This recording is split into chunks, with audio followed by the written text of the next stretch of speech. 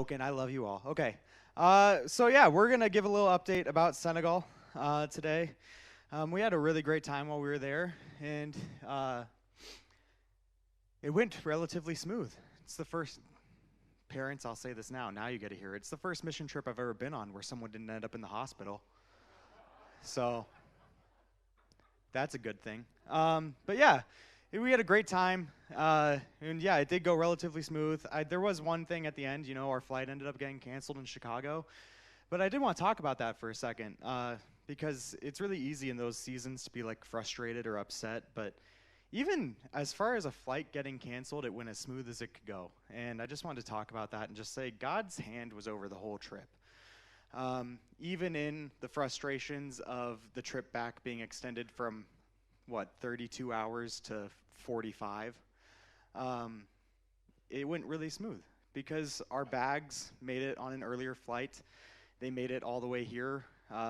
Don't know how, doesn't make sense, but they did. They were here and we weren't. And there was a 15-passenger van available for rent. That doesn't happen. And we were able to drive through the night because we had 2 liters and we made it back, and God gave us safe travels. And when we were here, I was quoted like $800 for the van, and then I was told that I wasn't allowed to rent it and take it from Chicago to Minneapolis. I had to return it back to Chicago, and they were like, I'm not supposed to tell you this, but if you do take it, I'm not supposed to tell you there'd be a fine. And if there was a fine, it'd be about $600. So I was like, okay, we're going to spend $1,400 to get home. Cost us $370. So, like, I'm just saying God's hand was in it.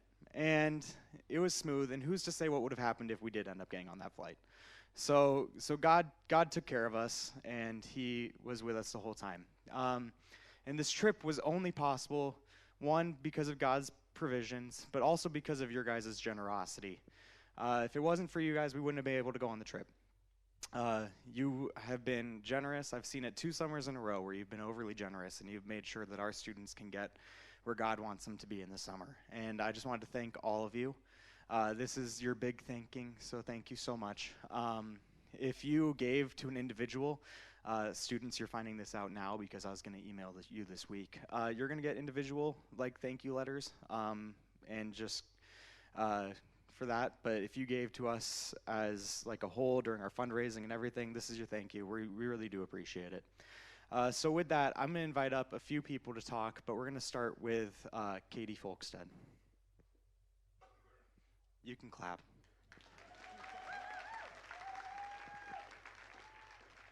Thank you, church, so much for your sending. There is sacrifice in sending, both from the parents who sent their kids and to our church family who just gave sacrificially. And so thank you for saying yes to Jesus, and to our team.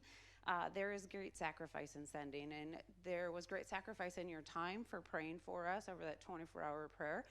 We felt it, and we are so, so grateful for your support for that. And so our time of Senegal, I think one of the biggest questions we were asked before we left, we're like, hey, what are you going to do? We're a very task-oriented society. You're going to go to Senegal for 10 plus days. What are you going to do? And I think our host, Keith, set the stage early on when we got there. He said the most important mission is our heart, our relationship with Jesus. And so one of the very first things we did in Senegal is we took a silence and solitude retreat, and we just spent time with Jesus, because the most important thing we can do is say yes to Jesus and have an obedient heart to Him. And so setting the tone with that time with Jesus was so important, and those tasks are an overflow of saying yes to Jesus. And so it was really recognizing the presence of God everywhere that we were in Senegal. Senegal is a really hard place to live. It's in the desert, not a lot of resources. The people are beautiful, but spiritually it's dark and heavy, and it's lonely. There's not a lot of opportunities for Christians to gather. And so even though it's a free country, there's not a lot of opportunities for Christians to speak the name of Jesus out loud freely and gather, just because of the society and family ties with that. And so that was really important, I think, for us to set the stage and be reminded about the mission is our heart for us and for the people we're talking to, and those tasks are an overflow of that obedience and yes to Jesus. And so Jesus doesn't waste a moment. And so during one of my devotionals, it was talking about Mary and Martha and Lazarus. And so it was just talking about, like, we can have a knowledge of God, a theology of God, but we are continually discovering the depth and just an understanding of who God is and how patient he is.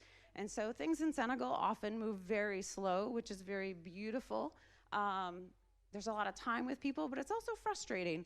Like the 2.5 months they've been waiting on registration papers for the van that we would need over there. And so we watched in real time our international workers have a really hard week. This is the end of a really long season for them. They were really tired. They were worn out. And it was, we were there. And the thing that would make ministry really easy was to have a singular signature that they need for their van papers that they've been waiting on for about 8 weeks. And they didn't have that. And so we were doing a lot of extra driving. And there just were a lot of things that had really worn them out through this season. And our international workers were tired and they were weary. And it was a reminder. Keith was really open and honest with us as someone who they're in the last year of official ministry. I'm about to retire. And he said, I'm still learning to trust God and his plan. And that was really a fresh reminder that this is a long obedience with Jesus. This is a long walk. But Jesus is patient. I saw that time and time again with us, of God's patience with his people and his patience with us to see that no one would perish. And so God's love is deep and it is wide and he is patient. So pray for our international workers. It's hard and lonely out on the field. And so it was, and be really proud of our students. We said we would do new hard things and they did them with grit and grace. So thank you, church.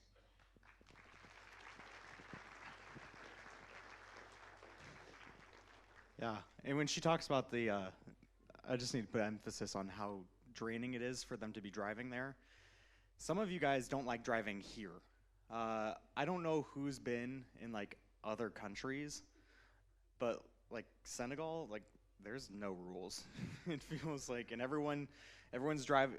When you think you're being tailgated here, you're tailgated there. You're like 2 inches away from the car behind you. So like, it's stressful. And as far as I know, they still don't have their papers signed for that van. So if you guys could be praying for that, that would be awesome.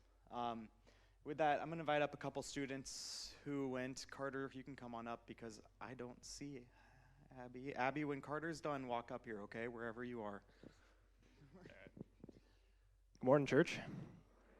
Yeah, so Senegal, it was a crazy experience. It was a really cool experience. It was all the above, really.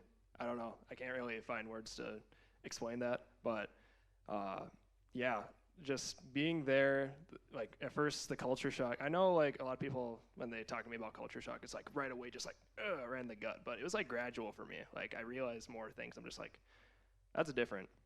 Glen already mentioned it, but, yeah, traffic was...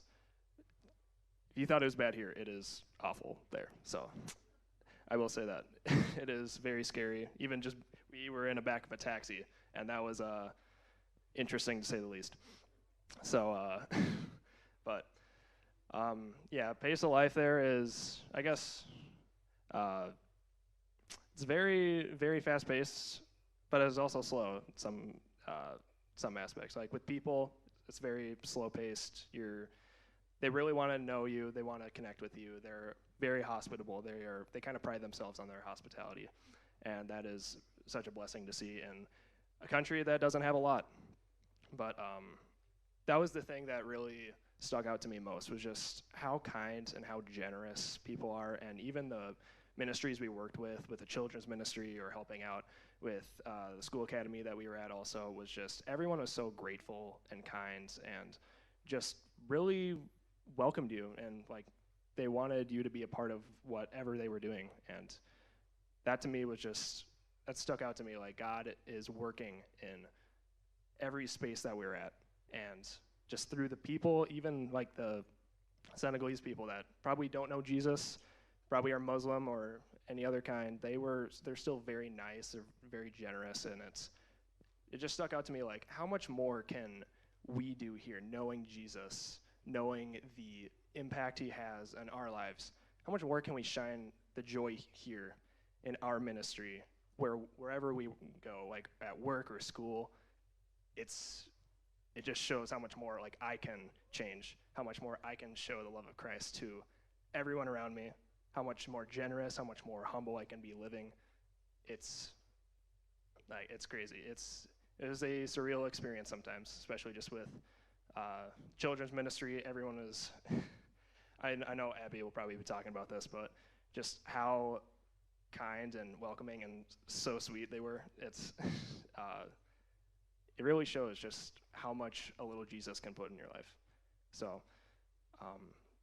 generosity there, especially our hosts. I really want to thank Keith and Krista for hosting us. The long nights we stayed up, we probably annoyed them a little bit, but they're the kindest people I have met, and just even their generosity and hospitality to host us, especially with all they had going on, I really want to shout out to them because God bless them. They are amazing people. But just, yeah, the kindness and generosity that can be shown through the love of Christ and showing the joy of the Lord to just anyone around you can be impactful. It was impactful for me to see people there who know Christ can shine that in areas that are very hard to shine God's light in. So it was a great experience, and yeah, that's all I got. So thank you so much.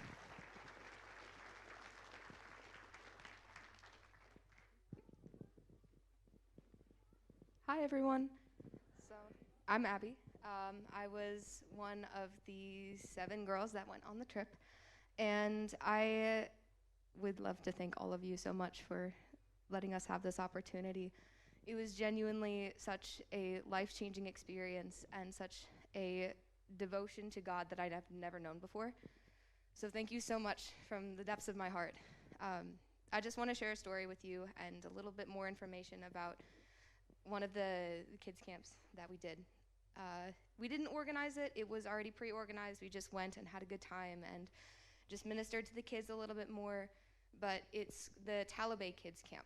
And the Talibé kids are a group of kids who are sent by their parents to learn the Quran and to, learn how to read it, learn how to write it, all of these things. They're sent to study the Quran, but they're often mistreated. So abused by their teachers, or they aren't getting fed, or all of these things. And it's really, really sad. But there's one day a week that all of these kids get to go to a specific place. They get to go to a church, and it's run by a former Talibé kid. I forgot what his name was, but he was very kind, and he was very sweet, and he was very loving and understanding, and big thanks to him for letting us come. But yeah, so the Talibé kids were interesting. That was a very interesting experience. Another thing about the culture is everyone is so close, like physically. Everybody is so close together, and everyone's really physical, like not aggressive, but versus when kids here play, some volunteers in Awana or VBS would, understand that there's some rough play, right? But in the Talibé camp, there was so much rough play. There was like, everybody was throwing baseballs at each other. The parachute that we brought was like getting ripped in half because of how aggressive everybody was. And it wasn't like super, super aggressive. It was just fun play, a little more rough. So that was something that I learned was like, oh, that's interesting, but okay. And the Talibé camp wasn't only for Talibé kids. There were also street kids who managed to escape the Talibé way of learning and the way of life, and so they were actually living on the streets. And there was just, neighborhood girls who came, and so when we did go, it was from like 10 to 3, 4, I forgot, but we went, and when we got there, all of the kids kind of gathered at the gate and were like curious because, there's a group of white people. Who are these white people? We got there and just started playing with them. One of the interns knew a little bit of their native language and started talking with them I knew a bit of French, so I could hold a little bit of a conversation, just a little bit. So once we got everybody, settled down a little bit, we went inside and they taught a kind of like a life lesson, Bible story-ish sort of thing, and that was really cool. Even though I couldn't understand it, it was quite clear what it was going on. And they sang songs, and they heard stories, and they prayed, and I just got to hang out with all of the little girls there, and that was very special to me. So we did that, and then we served them breakfast. It was Nutella sandwiches and milk for breakfast. That was pretty sweet.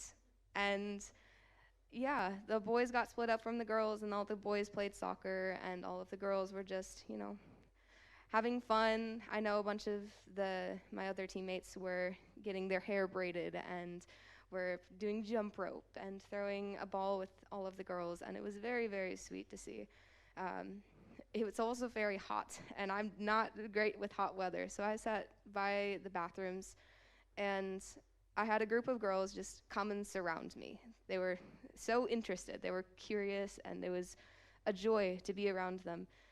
And I just felt this overwhelming peace to sit there and be with them and let them play with my watch, or let them look at my hair, or play with my hair, or let them play with my jewelry, and all of this stuff. And there was this one girl who stuck out to me this entire trip. This is the most impactful thing that I think I've ever been a part of.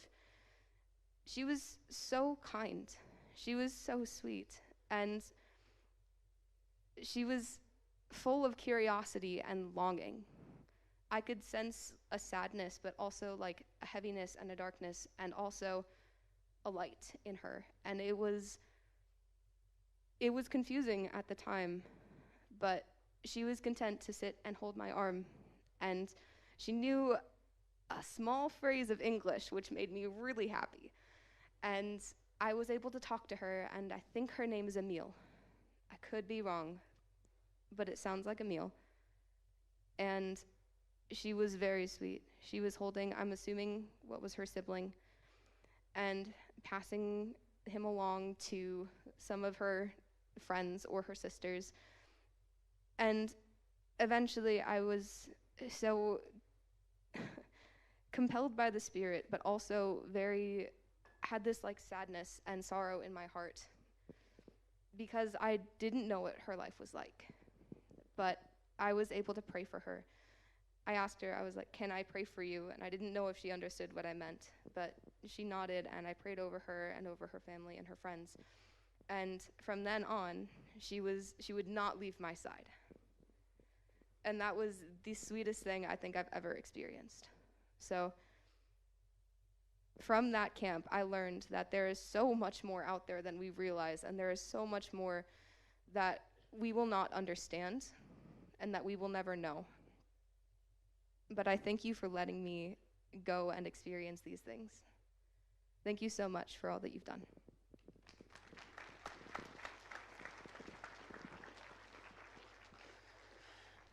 Yeah. So I'm just going to take us a little bit like step by step kind of what we did there. And I have some pictures. This isn't everything we did, but it is a lot of what we did. So we got there, and then the next day, so we're all exhausted. We joined in on a VBS that was already done. This was the last day of their VBS. And we got to help them with like crafts. Everyone got like the theme was Olympics, so everyone got a medal. And everyone on our team made the medals. And some of them were very beautiful, and others of them were very ugly. I made most of the ugly ones. But we got to play games with them, and then you can kind of see this is how they eat their meals. That's a pretty common way. So they'll be on the floor. They have a rug. You take off it's like your kitchen table. You take off your shoes when you go to the rug, and then you have like a pizza slice in front of you is the best way to imagine it. You have a triangle that belongs to you, and you stay in your triangle. You eat what's in that. You can take something from your triangle and give it to someone else. Be like, I don't really want this. You can have this. But you cannot reach into someone else's triangle and take something from that. Those are fighting words. So, yeah, so that's just kind of what we experienced, but that was a really awesome day. Everyone at that camp was believers. Most of the believers, from what I realized there, is they're all from other countries for the most part. So most of the people who believe in Jesus there are from other countries in Africa who have moved there, or there's missionary kids. If at any point you see a white person in the photo, that's a missionary kid. They really were shocked to see us when you're driving down the road and they see a van full of white people. Like, you see their faces, they're either like really like confused, or they start screaming at you because they want to marry you and move back to America with you. It's true. I'm pretty sure we were all offered. So yeah, and then the next day, we got to go and do a rest day.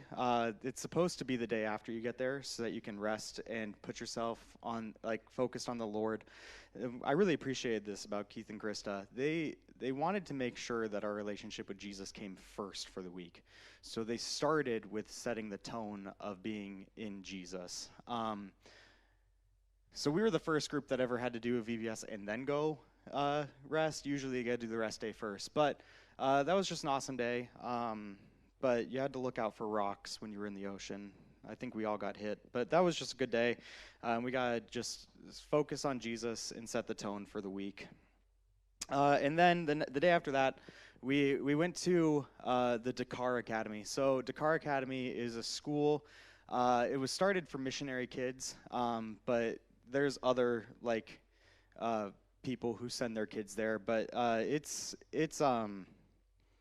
this was the Dakar Academy South, so that's close to where we were staying in Chess. And we went, and their whole library had become disorganized, and all the girls spent the day organizing the library and putting it into a good way. And then Carter and I were in the hallways of the school taking down the art and trying our hardest not to tear it and put it into the art room, so that way they could give it out to the kids at the end of the year and they could reset for the school year, which is starting right around now. But that's kind of what we did there in the morning. And then in the afternoon, we went on a prayer walk around the campus. So these are some pictures of the campus. The campus was beautiful. These flowers and the trees, like when we were there, everything was brown when we first got there. And then we blessed the rains down in Africa. And then by the end of the week, everything was green and flowers were sprouting and all that stuff. So it was beautiful. It was a beautiful campus.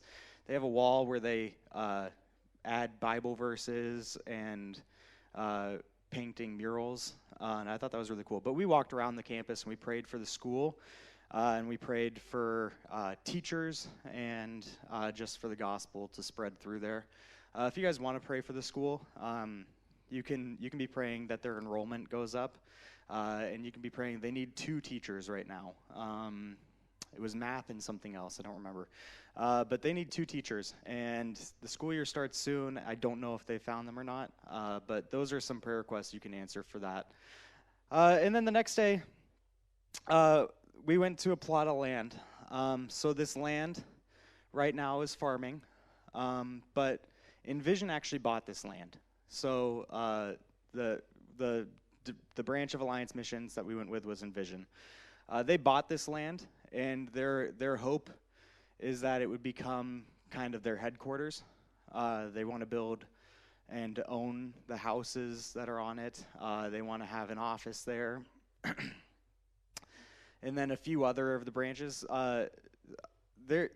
Senegal is unique. It's the only place where every single branch of Alliance Missions operates. So there's 4 branches, and all of them are in Senegal, and the other 3 branches want to partner with them in this and also add some stuff to it. But this is Envision's land, and they just want to make it just a place where they can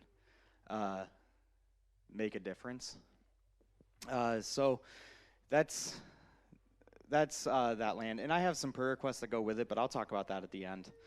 For now, they have a few plots, and they're trying to buy a 3rd plot, and we'll talk about that in a minute.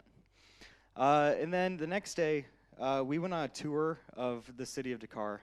And that was really awesome because it gave us an idea of how these people live and kind of what their life looks like, but also how we can better serve them and how we can better serve the missionaries who are there serving them, right? So with that, we went and saw a mosque, and it was beautiful. But you could feel, I don't know how else to put it. I've never been in a building so beautiful yet so cold. Like, I don't know how else to put that. Like, you could feel the beauty, but you could also feel like this is not like a loving place, you know? So that was a unique experience. I'm glad that kids were able to see that and be a part of that. We also, this is a market we went through. I have a lot of pictures of the markets. I think some of the kids are still smelling the market. But it was really fun to see. Down there, does anyone remember the name of what they were making? Katie, do you remember the name of what they were weaving? Yeah, okay. Well, those were weavers. So there's a small section of the population, like a group of people, like a tribe of people, who still do this by hand. And they're kind of hiding. You can see there was a tarp. They had a tarp over them. I don't really remember the entire reason behind it, but people are trying to like steal the way they do it, and like there's machines coming over from China that like do that all on their own, whereas these people are doing it by hand, and it takes them months to create one piece of cloth, and they would use that cloth as like a traditional thing. When the baby is born, they would baptize the baby by wrapping the baby in that cloth. And then when that baby grows old, they would keep it with them, and then when they die, they would be buried with that cloth. And then sometimes they would actually, instead of being buried with it, they would pass it down, and then their like grandchild or their children would be baptized with that cloth. But that was a really unique thing to see. And then this is the bus we rode around in. It's called a car rapide. The joke was that it wasn't very fast.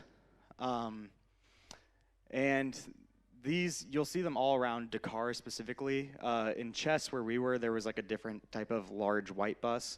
But this is the bus they had, and it's designed after a boat they had for their boating community, and that's how Senegal got its name. It means our boat. It's designed after that. But that was really fun. We only had 11 of us in it, but that was just because that car was specifically for a tour. When you see them around town, there's usually like, I don't know, I would guess like 30 to 40 people inside of one of these things. They're hanging out the edges and all this stuff. But yeah, that was just some of the ways we got to see Senegal. And we saw other stuff. We saw people who did laundry. They had laundry for, like they had a laundry business. They'd go around the streets and they would collect people's laundry and they'd do it. And it was an all-day thing.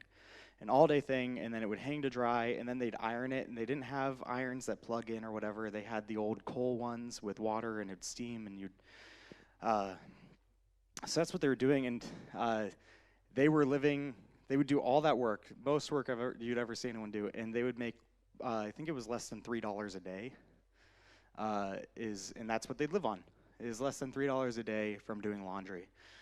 But it was just interesting to see and experience the culture. Like Carter said, it's very fast, but it's also very slow.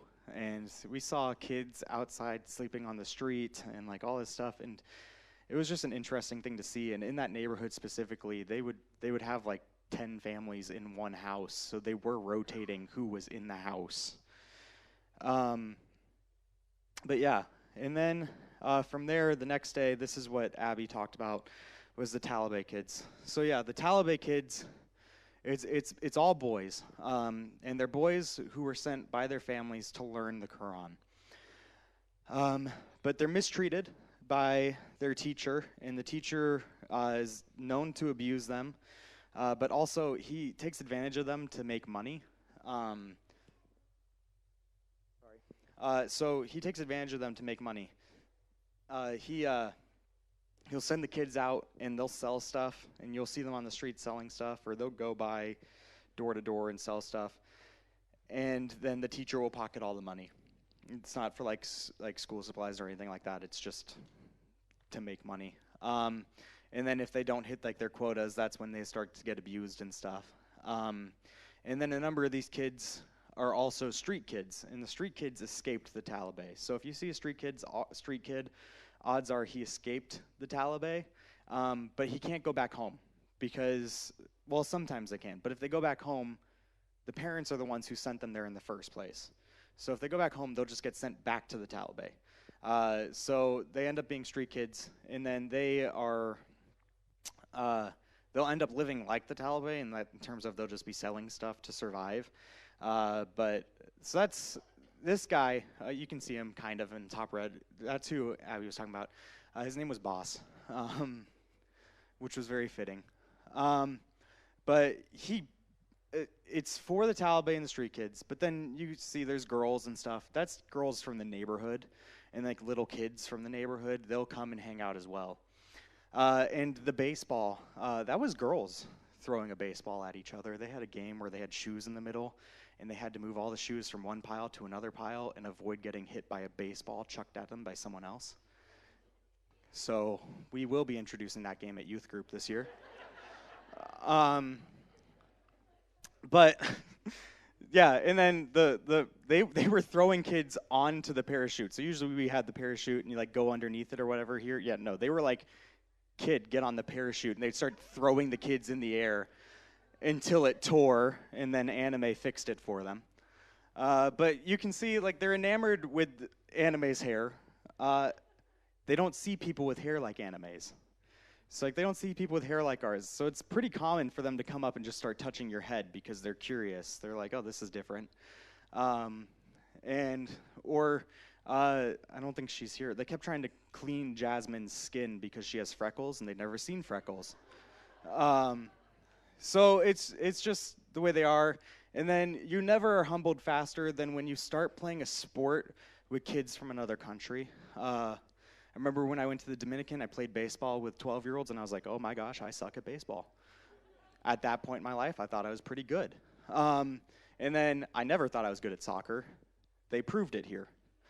But I did get the nickname Mbappe because I whiffed a kick, pointed at myself, and said Mbappe, and then all the kids started calling me that. So that's my Wolof name. That's the language they speak there, is Wolof, is their primary, and then everyone so the first language they'll learn is Wolof, and then they'll learn French, which is not something we knew before we went, but we learned very little of it. Some of us were better than others.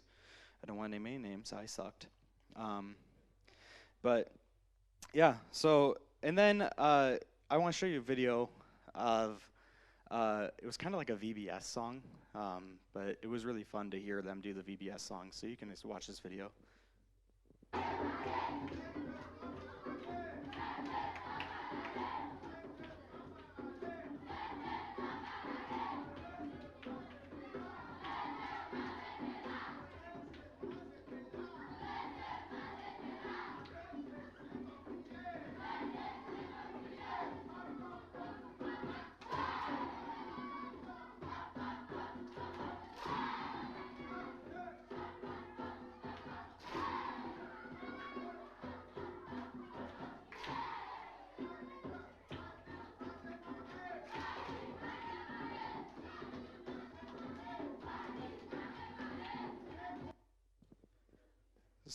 So these kids are every day of the week, other than Thursdays, they're learning about how to read the Quran.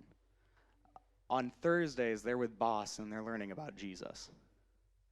And that was incredible to see, because not all of them, but some of them had received Jesus, and you could feel that with them. There was 3 older boys who showed up a little bit late because they had a soccer game. And those 3 boys, like, you could just tell. Like, they were probably like 12, 13. You could just tell that those boys knew Jesus. And they were loving on the other kids there. And they were very good at soccer. Actually, you can see one of them in the blue up there.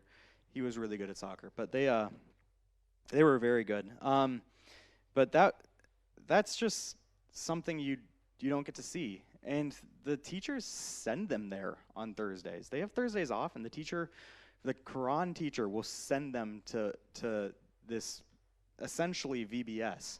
And he'll teach them life skills and stuff like that, like sewing. He has a 3-year sewing class for the kids. But just all the stuff. And they get to go and they get to learn about Jesus one day a week. And Jesus uses that one day a week to grab kids. That was really special to see. So be praying for Boss. And there's another guy, I can't remember his name because I didn't actually meet him, but he's doing a similar ministry. And be praying for these kids as well. And then we got to go on a safari. We got to have some fun. So those are just some of the animals. That's my monkey friend. I ate ice cream with him. Well, he was eating bread. I was eating ice cream. We had a good conversation. Yeah, I have a funny story about those zebras. If you want to hear it and you're an adult, I'll be happy to tell you about those zebras. But yeah, so if you're really curious, I have a video. But yeah, that was a fun day, just to get out and to see nature. Fun fact: none of these animals, well, actually the antelope was, and the monkey, but a lot of the animals there weren't even in that part of Africa. That was something I went in with an assumption of, and then I was wrong. But they brought them there to the reservation. And then one more day of work. We went back to the Dakar Academy, and they have gardens that they use to make their food. But the sun is not very forgiving in that area, and they had these gardens in an area, but they were dying really quick, so we had to move them to an area with more shade, and that's what we did. We moved the gardens. It's like, what do you call it? A keyhole garden. And it's because they don't get much rain there. I think they said they get I'm not going to say it because then the kids are going to go crazy. They get about 6 rainfalls each year. So they have to have a specific way to like hold the water. So they have cardboard and leaves and then dirt. And then they put the plants in. And there's compost. You can see there's like a grid sort of circle in the middle. And they'll put their compost into that. And that's how they feed their garden. And when we were there, and that's the big point I want to kind of talk about, is this was a mission trip unlike ones I've usually been on. Usually you go and you kind of have like goals that you're working towards, like a common sort of theme, especially for youth missions, is they'll have you do a VBS in the morning, and then in the afternoon they'll have you do a work project, right? Like that's kind of what you think of when you think about a short-term mission trip for teenagers. And in the first couple of days there, I was frustrated because I was like, I don't really see the point in what we're doing here. I thought that it would be more organized. I thought that we'd actually be serving more of a purpose. And I started to put it together earlier in the week, but it was this day, which was our last work day, that I put together kind of what we were doing. One of the ladies who worked at the school was on home assignment, and then she came back she was on home assignment when we were there working on the library, and then she came back when we were doing the garden. And she was just like, I walked into you guys did the library, right? And we're like, yeah. She was like, I just walked into that library, and I just felt so much peace. Like, I've been so worried about that library for months, and it was just like such a breath of fresh air to walk in and not have to worry about the library. And they said the same thing about the gardens. They're like, this would have taken us, because there was 2 of them, and we had about 14 with the Envision interns and staff there. And they were like, this would have taken us like 2 or 3 days to move this garden. We did it in the morning. And that was kind of what I realized was sometimes missions doesn't look like, a goal or a task, but rather just helping the people who are already there. Like there's people there who have the relationships and are better equipped and in a better place to share the gospel, right? And in the school's example, we were helping people who were missionaries to missionary kids, right? And all of that goes up to the missionaries so that the missionaries have less to worry about, and the only thing they have to worry about is sharing the gospel, right? Building relationships and sharing the gospel. So that was really cool to see that the tasks kind of felt like busy work, but as we got like farther away from it, you could see these tasks were clearing the way for people to have less to worry about, so that all they had to worry about was sharing the gospel. And I want to talk about a couple Bible verses. So the first one is Acts 1:8. So if you guys have been a part of the Alliance for a while, you know that we're an Acts 1:8 church, right? Does anyone know Acts 1:8 off the top of their head? No? It's okay. I have it right here. But you will receive power when the Holy Spirit has come upon you, and you will be my witnesses in Jerusalem and in all Judea and Samaria and to the ends of the earth. Okay. So there's a way that we can think about that, right? Because we're sitting here and we're like, well, I'm not in Jerusalem. I couldn't tell you where Judea is. There's a map. And then I'm nowhere near close to Samaria, and I guess I would fit in the end of the earth category for when that was written. But that's not the way we should think about that, right? So we have a better way of thinking about this would be like, you receive my power and be my witness in Jerusalem. So Jerusalem would be where you live, right? Like you live in St. Croix Falls, you live in Osceola, you live in, we won't hate you for it, but you live in Taylor's Falls, right? Like that's where you live. But so you'll be a witness where you live, and then Judea. So like, and then the surrounding areas. I'm a witness in St. Croix Falls, but I'm a witness in Taylor's Falls. I'm a witness in Osceola. I knew it. I already said it. You guys know I knew it. Or Wisconsin as a whole, and then to Samaria. Samaria was mentioned because those are people they didn't really get along with, right? So you'll be a witness to people who maybe you're enemies with, or who you don't really see eye to eye with, or whatever. You're their witness too. So even if you don't like them, you're called to be a witness to them. And then to the end of the earth. So we know what that means. That's everywhere else. So what does that mean? You're called to be a witness where? Everywhere. So we went, and we were witnesses there, but we were witnesses through association, right? We got to help people so that they could witness. And that's where I want to talk about the next one, was Galatians 6:2. Someone's got to know Galatians 6:2. Don't leave me hanging here. Has to do with burdens. Bear one another's burdens and so fulfill the law of Christ. That's what we were doing, was we were bearing each other's burdens. Like, to us, a garden seemed like such a minimal burden. To me, the library seemed like a minimal burden.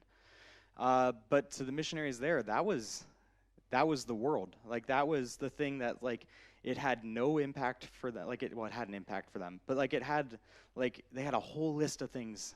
It was the biggest task they needed to do, but to them, it probably didn't feel like the most important task to get done. They felt like they could be focusing on sharing the gospel instead of doing that. We bared that burden. We worked on the library.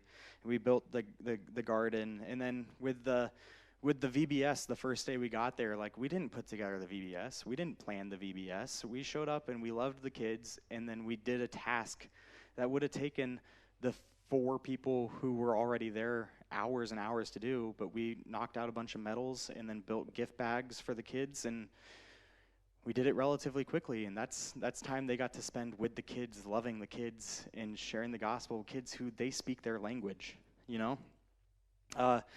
So that's my encouragement to you guys, is you're called to witness here, and you're called to witness to the ends of the earth.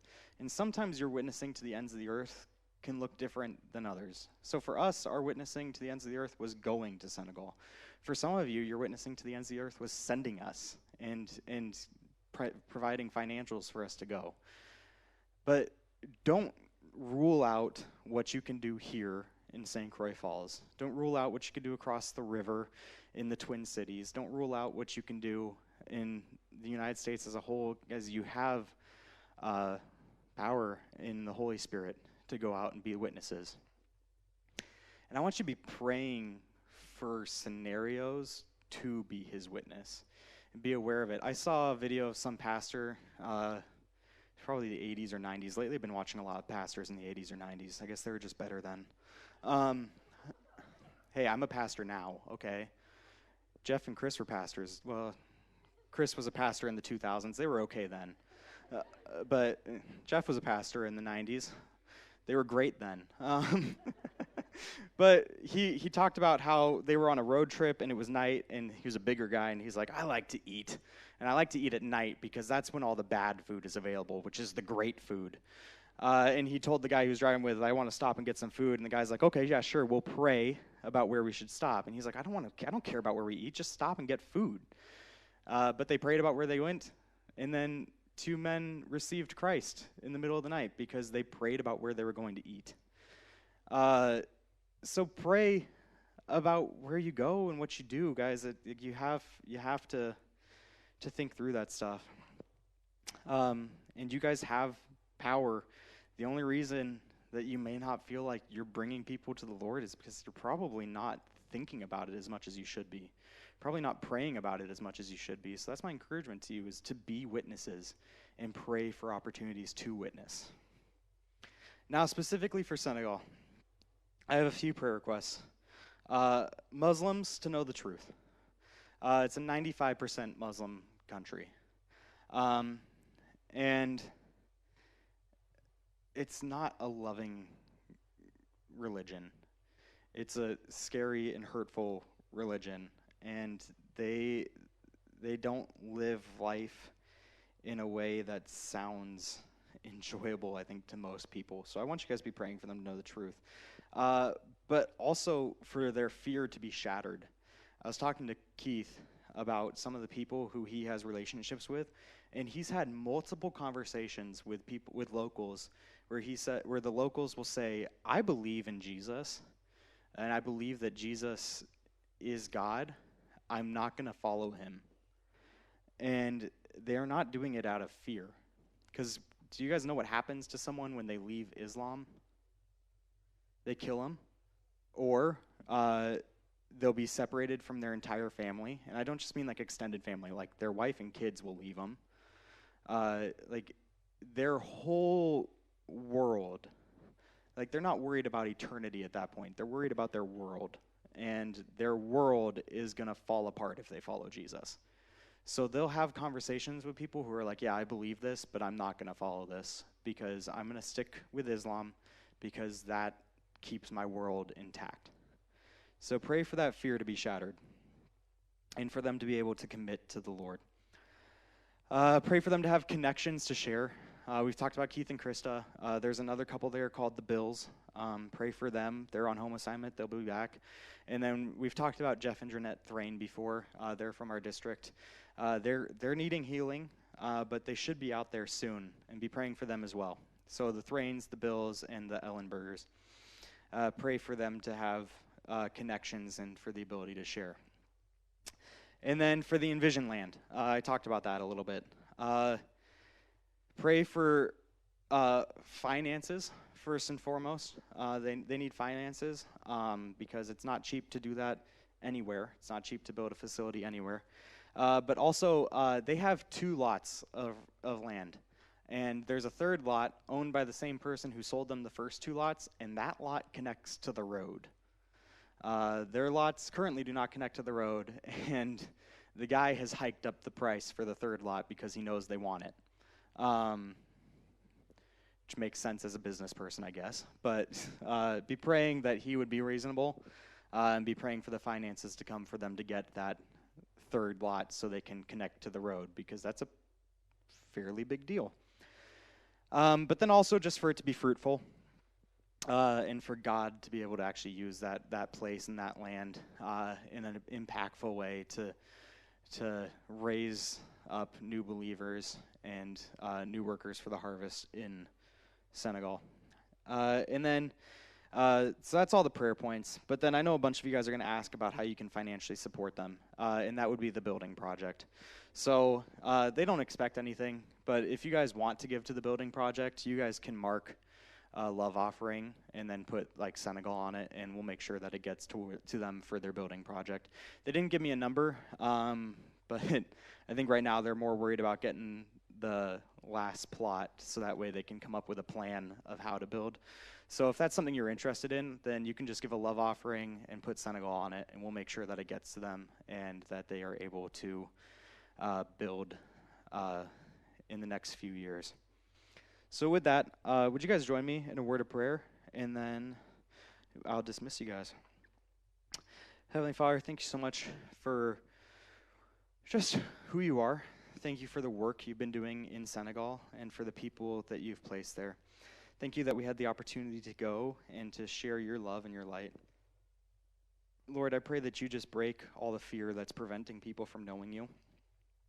I pray that you grab hold of them. I pray that you grab hold of their families at the same time, so that way they don't have to worry about losing their families, God. I pray that you make radical changes. I pray that it goes from being a nation that's 95% Muslim to being a nation that's 95% Christian, God. Well, 100% would be great too. But Lord, I just pray that you just do something amazing in that land, and that you just show them that you are real and that you are the true God, and that Jesus died for them, but that he rose from the dead and saved them, God, and help them to accept that saving and to think about their eternity rather than their world, Lord. Bless the giving, and I pray that they are just able to build their compound that they're hoping to build, and that's used to glorify you, God. And just do something amazing in Senegal, and let us see it and know that you are good and you're in control, Lord. In Jesus' name, amen. Well, you guys are welcome to go. You have a great rest of your day. I'll see you tonight at 6 for our annual meeting.